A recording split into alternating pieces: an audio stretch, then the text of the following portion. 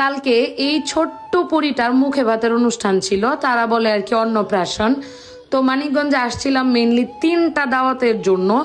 তো 2টা দাওয়াতে অ্যাটেন্ড করতে পারলেও আরেকটাতে করতে পারি নাই, কারণ সময় হয় নাই। এই যে কালকে নবগ্রামে যে প্রোগ্রামে গেছিলাম মাকে নিয়ে, সবাইকে নিয়ে, ওইটা অ্যাটেন্ড করে মাকে নিয়ে আমাদের যে প্রেম রোড আছে ওই রাস্তার মধ্যে অনেকগুলা ছবি এবং ভিডিও শ্যুট করে, কারণ এটা আমার পেজের শাড়ি, 2টা শাড়ি তন্নি লাইফস্টাইলে পাবেন। এগুলো কমপ্লিট করে সবাইকে বাড়িতে দিয়ে আমি, আলী আর আলীর বাবা চলে গেছিলাম ওই প্রোগ্রামে।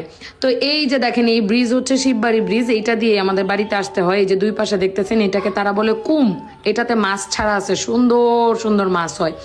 ওই যে শ্মশান, এই যে এই পাশে হচ্ছে সবচেয়ে বড় শিব মন্দির।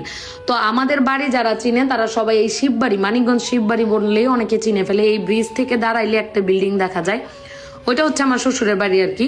তো এইখান থেকে এই যে এখানে আসলাম, এখানে দাওয়াত ছিল। মেনলি আমরা দাওয়াত তো খেয়েই আসছি, আমাদের তো পেট ভরা। শুধুমাত্র সামাজিক অনুষ্ঠানে মানে জাস্ট মানুষের সাথে সামাজিকতা বজায় রাখার জন্য যেটুকু করতে হয়, তো চলে আসলাম। না আসলে তারা কষ্ট পাবে। 3টা বাড়িতে আমাদের দাওয়াত ছিল একসাথে। পরবর্তীতে আমরা 3 জনে সেইখানে অ্যাটেন্ড করি। এসে দেখি বাবুর ছবি তোলা হচ্ছে। মাশাল্লাহ, পরিটা যে কি কিউট। তো পরির সাথে ছবি তুলবো, পরি মার সাথে তুলবো না। এই যে মাঝখানে বসে আছে পরিটার মা, সাইডে আরেকজন, সেও আমাদের আত্মীয়।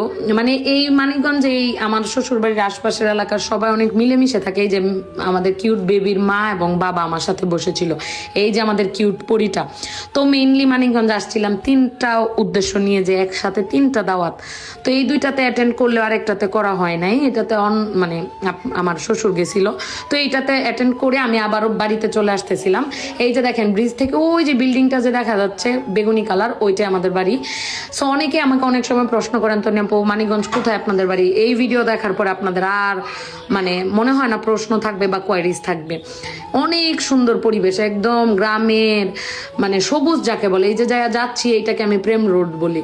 আর বামে যে জমিটা দেখতেছেন এটাতে আমরা ফসল মানে আম গাছ, আম বাগান করছে আপনাদের ভাইয়া।